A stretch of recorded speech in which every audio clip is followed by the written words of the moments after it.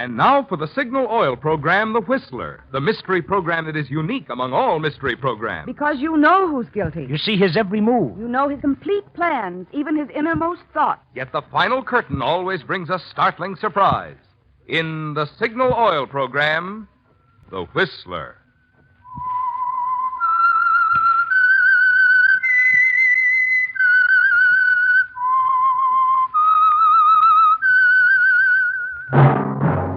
That whistle is your signal for the Signal Oil program, The Whistler.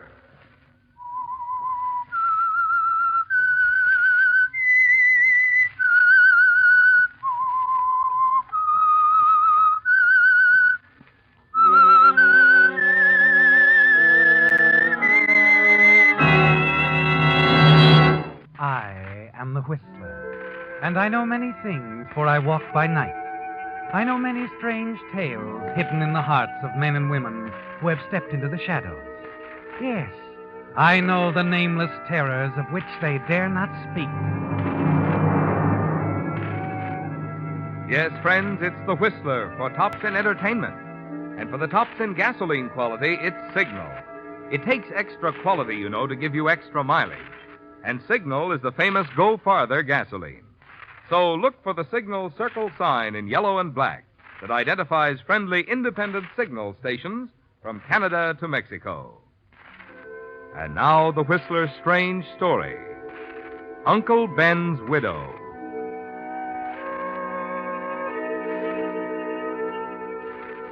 From the veranda of the Crest View Sanatorium, nestled high on the Mount Tamalpais slope, Monica Dawson looked across the low rolling hills to the bay and San Francisco beyond. Presently, the faint sound of a bicycle bell reached her ears, the sound of a dog barking. Moments later, the rider appeared along the narrow dirt roadway and then wheeled into the hospital grounds. Shielding her eyes from the sun, she peered through the haze, watched the dusty figure on the bicycle approach. And then suddenly she sat upright in her chair.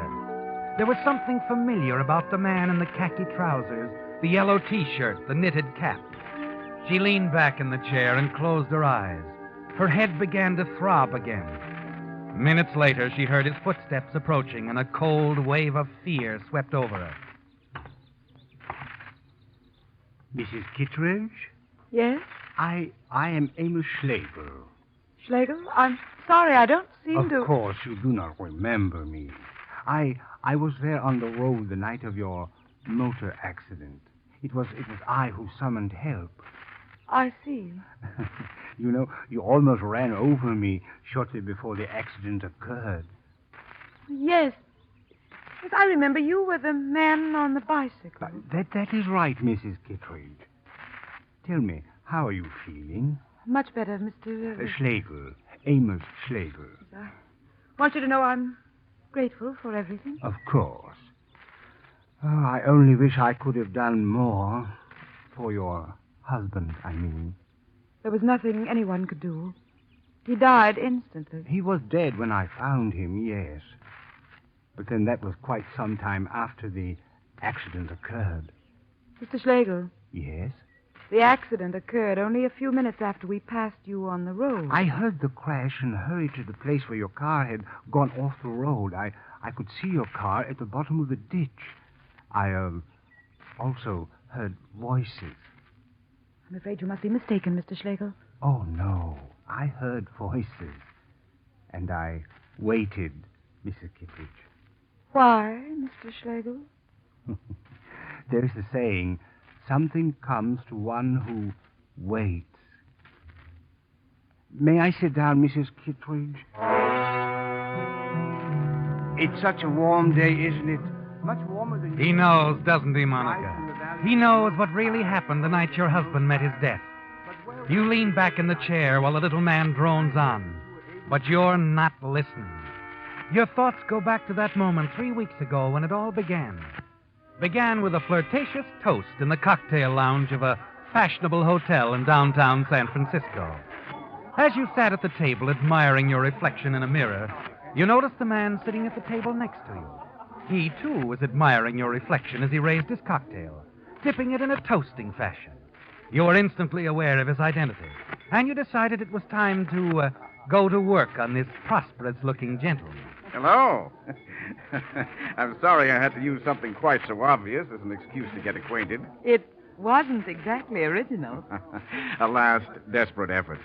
I've been trying to attract your attention ever since you arrived. This is a hobby of yours? No, on the contrary. You're the first one I've ever seen in a cocktail lounge that I've cared to meet.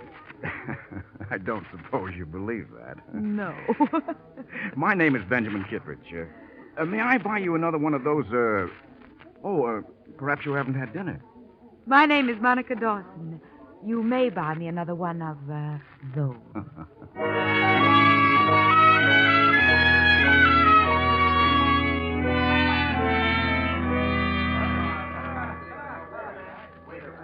Made up your mind about dessert, Monica?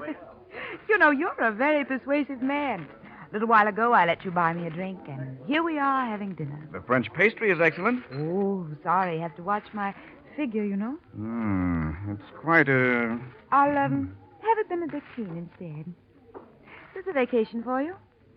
Well, in a way, with Brad gone, I can have my little fling, so to speak. Brad? Oh, I haven't told you about Brad, have I? Well, you see, I'm president of the Kittredge Steamship Line, and Brad's my nephew.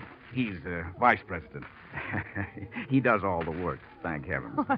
He's a whirlwind. All work, no play. Married to his job, all that sort of thing. Obviously, he doesn't endorse occasional relaxation. No, I'm afraid not. He sounds delightfully crew-cut. Pork pie hat, tweeds, a pipe, and a Dalmatian named Boy. Where's he now? Working out in the gym? No, he's doing a little troubleshooting at one of our foreign offices. He'll be back in 2 weeks. Then your vacation will come to an abrupt end? Yes. And no time off for good behavior? Oh, now, Monica, I'm afraid I've given you a bad impression of Brad. Really, he's quite a lad. I'm terribly fond of him. He knows more about the shipping business than I do. Well, you'll love him. I'm sure I will, Ben. He sounds just my type. Well, don't worry, Monica. We've 2 weeks to have a lot of fun. A lot can happen in 2 weeks. That I'll drink to, Ben.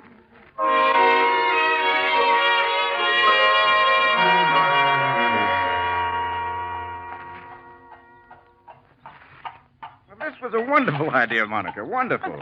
Haven't you ever taken a handsome ride through the park before, darling? Nope, never occurred to me. Monica, the last 2 weeks with you have been wonderful. Do you realize our wonderful time's just about over? Your Brad will be back in a few days. Yes. Have you really been happy with me, honey? Of course I have. Monica. Yes, darling? Monica, would you marry me? Ben. Would you, Monica? Well, I don't know. We could start making plans right now. Be married the day Brad gets back. Would we have to wait for Brad? You mean you'll... Oh, Monty. I've loved you since the day we met. But I never dreamed you'd ever consider marrying me. Well, I haven't said yes, darling. Well, Brad will be home by the end of the week. He can be my best man. Why couldn't we get married right away and surprise him? Well, I don't know. He'd feel bad about it. I really should tell him first. You're afraid of Brad, aren't you? Oh, that isn't it at all, Monica. I just want to do the right thing. But you really don't believe that Perhaps we better forget the whole thing, Ben. Brad probably wouldn't approve of me anyway. Oh, look, Monica. I don't give a whoop whether Brad approves or not. It's none of his business. You'd marry me even if he tried to stop you? He'll have nothing to say about it. I can make my own decisions. We're getting married right away.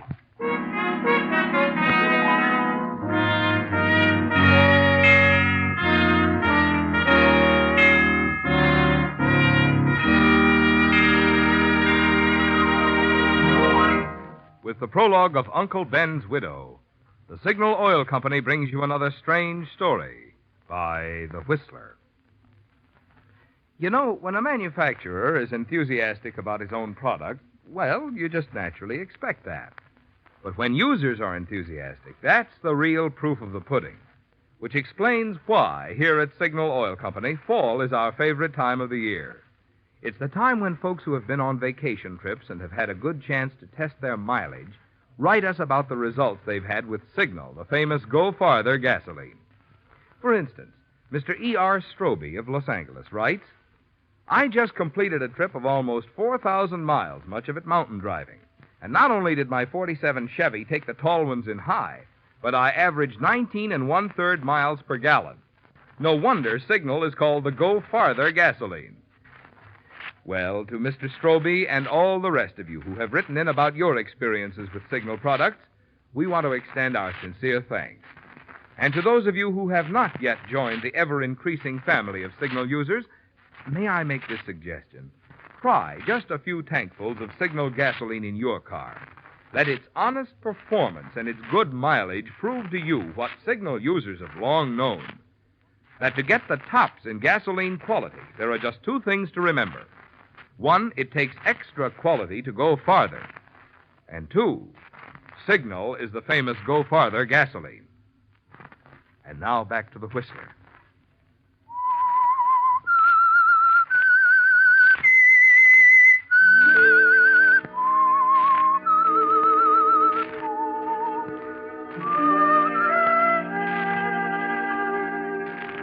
It was easy for you to make Ben Kittredge fall in love with you, wasn't it, Monica? It was like playing a dull game of charades with Ben never guessing that your only interest in him ended with the Kittredge fortune. Yes, it was all so easy to marry Ben. However, you're a little worried about Brad, aren't you? And that night, as you sit across the table from Brad at a dinner party Ben is giving in honor of his return, you wonder what Brad really thinks of his new aunt. How about another drink, Brad? Why not? This is a celebration. A double celebration. Order the drinks, will you, Uncle Ben? Monica and I are going to have this dance. We are. Well, that is, if Uncle Ben doesn't mind. Mind? Of course not. Run along, you two. My. Excuse us, will you, please?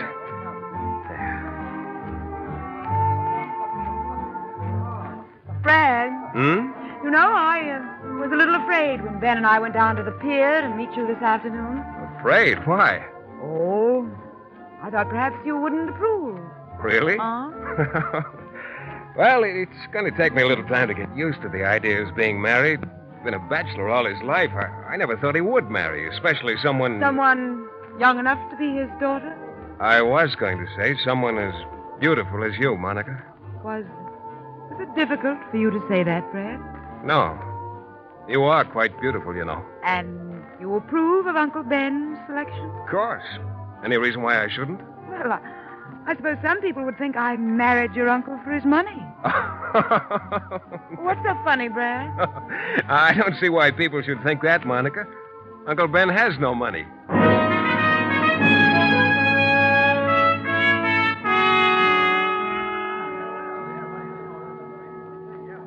Having a nice time, Monty? Wonderful, just wonderful. Where'd Brad wander off to? Oh, we ran into some friend of his over there at that table. Ben, What do you think of Brad? Nice, very nice. Ah, you've charmed him completely. But I'm afraid you won't have a chance to get better acquainted for a while. He's off on another trip to Central America in a few weeks. Ben, why didn't you tell me the Kittredge Steamship Company was floundering? Floundering? Where did you get that idea? Brad? Well, he didn't say it that way exactly, but he did say you have no money. Darling, the steamship company is worth approximately $12 million. Brad was probably referring to my personal fortune, or I should say, lack of it. Lack of it? What do you call $12 million? Well, that money isn't mine. It's a fortune that's been handed down from one generation to the next in our family. I merely manipulate the money in the interest of the firm. But don't you have any money of your own? Very little. Oh, I get a salary with an occasional bonus. The stipulation in Grandfather Kittredge's will allows only a set amount to be paid out each year. Living expenses, upkeep of the family home, so on. All profits go back into the business. Well, that's hardly a fair arrangement. Well, it isn't for any of us except Brad. He's the last of the Kittredges. Is that some kind of distinction? $12 million worth. He gets every cent of the inheritance. No strings attached. I see. So Brad gets it all. $12 million. Mm-hmm. He can have it. The money, the company, everything. What do I care? I have you, Mommy. Yes. And I have you.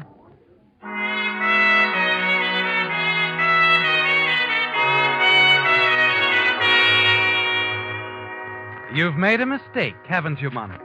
Brad's the one you should have married. Yes, it was a bad mistake. During the weeks that follow, you managed to see quite a bit of Brad.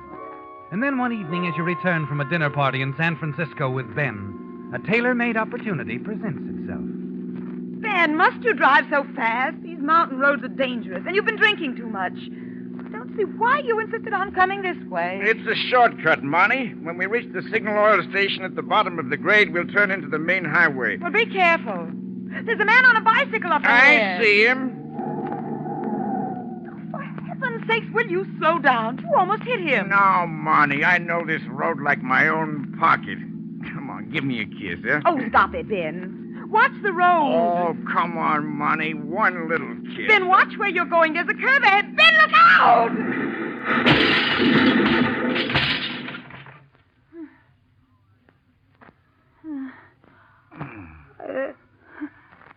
Ben? Oh. Ben? Ben? Oh, my back, Monty. My back. Can you crawl out of the car? No. No, I can't get out. Caught. Get help, Monty. All right, Ben, if I can get this door. Oh. Hurry, Monica. Get help. Up on the road. Get up on the road.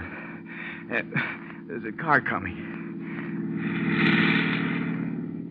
Monica, you're just standing there. Please stop a car. I need help. Yes, Ben. I know you do. Monica, you're deliberately letting me die.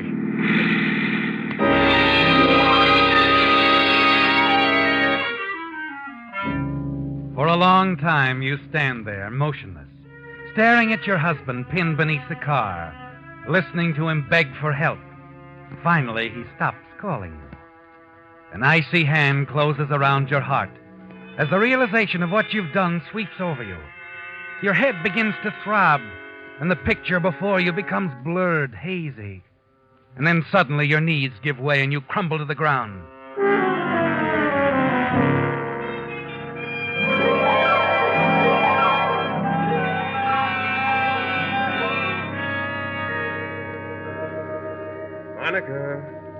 Monica. What? Oh. Brad? Brad, where? How do you feel? Oh. All right, I'm sort of tired and sleepy. You practically slept the clock around. Oh. Brad, what am I doing here? You're at Crest View Sanatorium. They brought you here last night, after the accident. Accident? You were pretty well shaken up. But everything's going to be all right, Monica. All you need's a little rest. The accident. Ben. Where's Ben? Now, Monica, please don't. Where is he, Brad? Where is he? He's dead. Dead? Oh, no.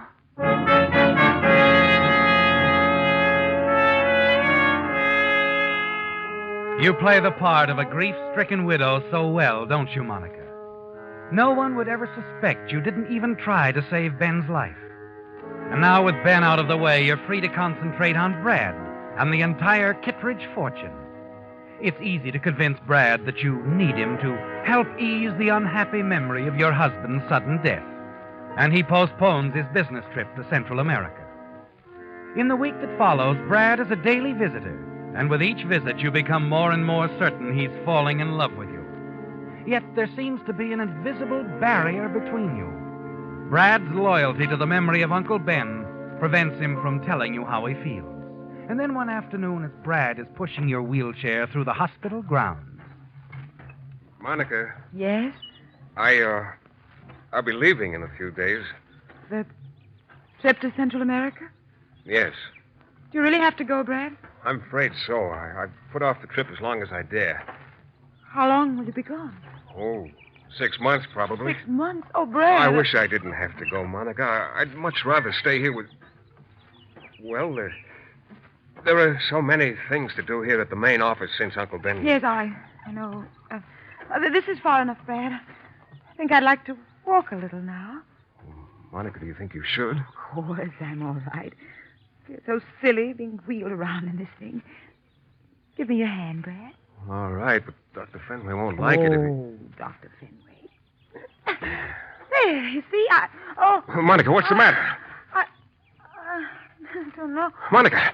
Oh. Hey, It's all right, Brad. I suddenly felt a little dizzy. Thought I was going to faint. are you sure you're all right? Yes, of course. Good thing you caught me. I might have fallen. Oh, here, why don't you sit down? No, I like this. Much better. Why don't you, Brad? What? I know you want to. Why don't you kiss me? Monica.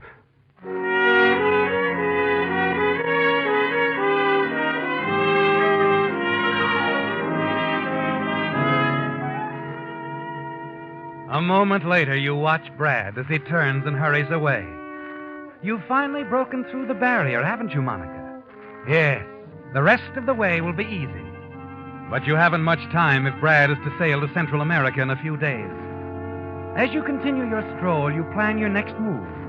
And a quarter of an hour later, as you pass beneath the window of Dr. Fenway's office, you hear voices. Brad's and Dr. Fenway. You mean. Don't worry, Mr. Kittredge. I'll take care of everything. Well, you understand how I feel about this, Doctor, but it's of utmost importance that I sail for Central America. I've already made arrangements to leave tonight. I understand. Thank you, Doctor. You'll talk with her in the morning? Yes, I'll explain everything to her then.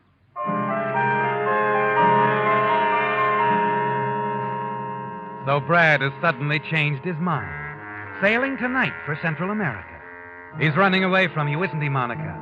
After that tender little scene on the veranda, when he held you in his arms, kissed you. He's afraid to see you again, afraid because he's in love with Uncle Ben's widow. Quickly, you hurry back to the veranda. And as you do, a reckless plan begins to take shape in your mind. But then you'll have to be reckless if you want to trap Brad and the Kittredge fortune, won't you, Monica?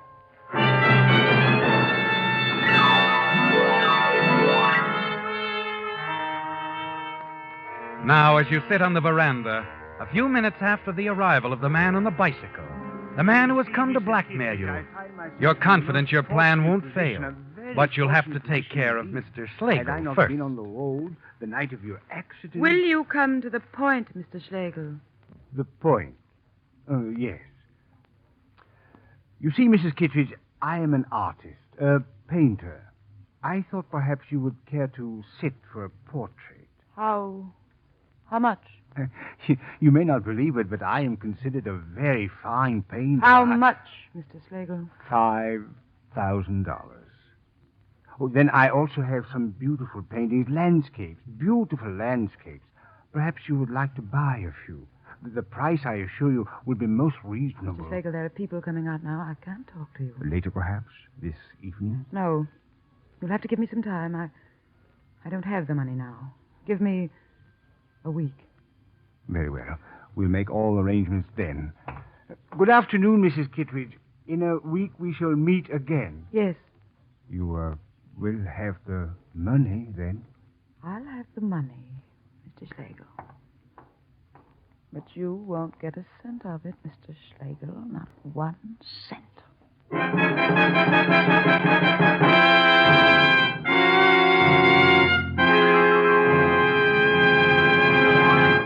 The Whistler will return in just a moment with a strange ending to tonight's story. But now, since the hot weather that we usually have at this season tends to make ordinary motor oils break down and cause carbon, wear, and corrosion, I thought this would be a good time to tell you about an improved type motor oil, specifically designed to protect your motor against these abuses. It's Signal Premium Compounded Motor Oil, the finest lubricant ever offered by the makers of Signal, the famous Go Farther gasoline. Naturally, Signal Premium Compounded Motor Oil has 100% pure paraffin base, the finest money can buy. But in addition, Signal Premium contains scientific compounds that make it do what no regular oil could ever do. While you drive, these compounds are busy doing many jobs, such as washing out destructive carbon, gum, and varnish, neutralizing the acids that corrode costly bearings, keeping the oil from losing its body or from excessive foaming. When you can now enjoy all these extra benefits, why be satisfied with lazy, old-fashioned oil for your modern, streamlined car? For extra driving pleasure, longer life for your car, choose the improved type Signal oil that does so much more than just lubricate. Stop at Signal stations for Signal Premium Compounded Motor Oil, your guarantee of a sweeter running motor. And now back to the Whistler.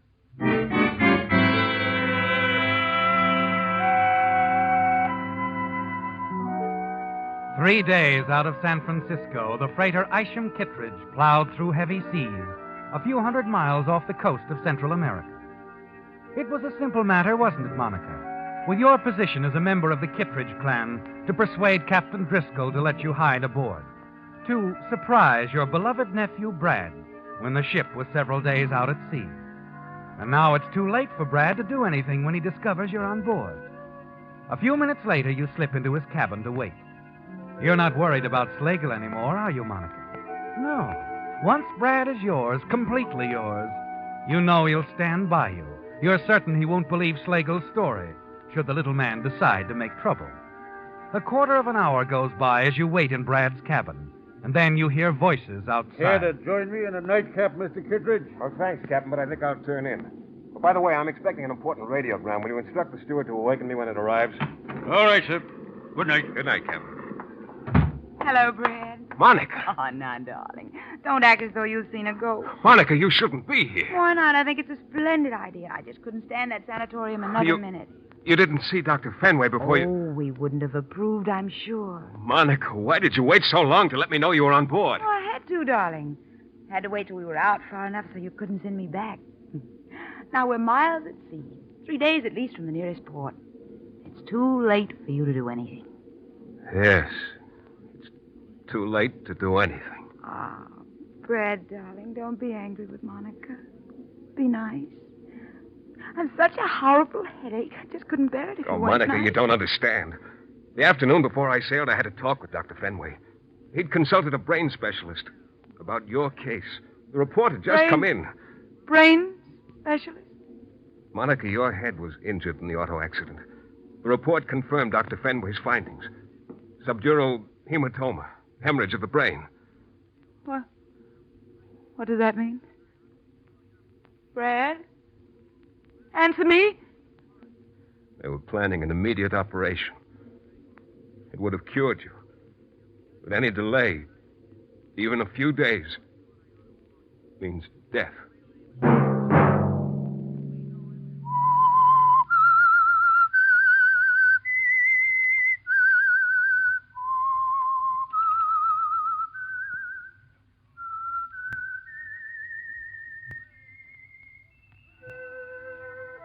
Let that whistle be your signal for the Signal Oil program, The Whistler, each Wednesday night at this same time. Brought to you by the Signal Oil Company, marketers of Signal gasoline and motor oil and fine quality automotive accessories. Signal has asked me to remind you, to get the most driving pleasure, drive at sensible speeds, be courteous, and obey traffic regulations. It may save a life, possibly your own. Featured in tonight's story were Betty Lou Gerson, Theodore Von Eltz, and Jeff Chandler. The Whistler was produced and directed by George W. Allen, with story by Jim Lehner, and music by Wilbur Hatch, and was transmitted to our troops overseas by the Armed Forces Radio Service. Remember, at the same time next Wednesday, another strange tale by The Whistler. Marvin Miller speaking. This is CBS, the Columbia Broadcasting System.